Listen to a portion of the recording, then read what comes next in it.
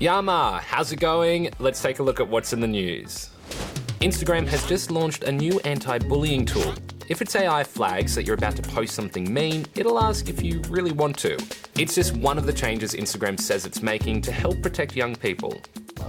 Are you sure you want to post this? That's the question Instagram's now asking users if it thinks they're about to make a nasty comment. It's one of the ways Instagram's trying to tackle cyberbullying, an issue that affects at least 1 in 5 Aussie kids. A 2017 survey found more young people experience it on Instagram than any other platform, at 42%.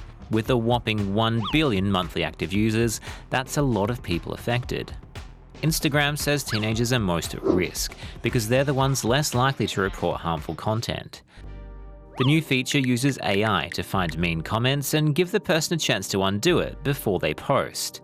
Instagram says it's already led to some people undoing their comment and sharing something less hurtful. It's also introducing a restrict feature.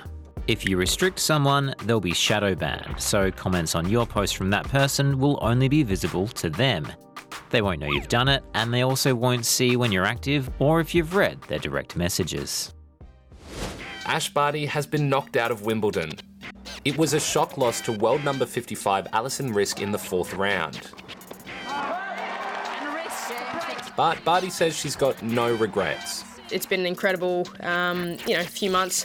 New ground for me here at Wimbledon. This is the best that we've done. So, very proud of what we've been able to achieve. Have you ever seen a cockatoo bust a move? Meet Snowball. He's a sulphur-crested cocky with some impressive dance moves. 14 of them, in fact. Researchers looked at what happened when they played different tunes and found Snowball danced differently each time he heard a particular track.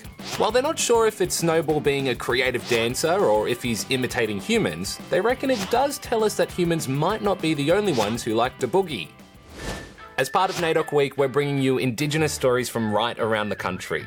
Today, we meet some kids who are visiting a special waterfall in Launceston. They're collecting ochre and learning how to use it for traditional dance and ceremonies. Hi, I'm Ashley.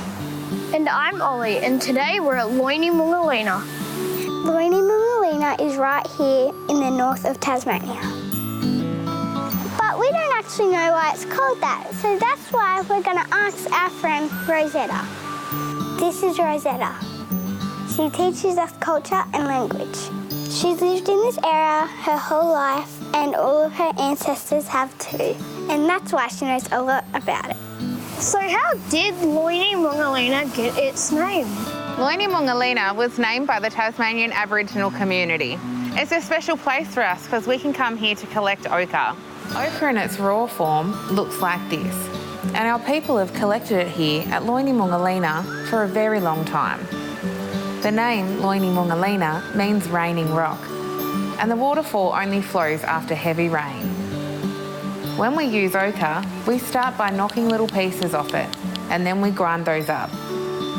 After that, we mix the ochre powder with water to make a paste. We paint the ochre paste on our faces and bodies for traditional dance and ceremonies. Putting it on can be messy, but it's usually pretty fun.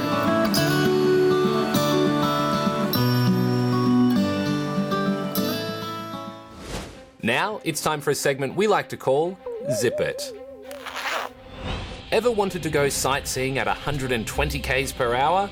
Well, you can now, thanks to this pretty incredible zipline in Croatia.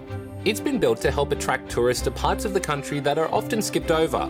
At a whopping 1.7 k's long, creators say it's the longest zipline in Europe. What do you do when the car breaks down? Take a bus, get a lift with a friend, taxi? How about borrow a go-kart? This grandpa in Shanghai zipped his way through the busy traffic on his grandson's go-kart.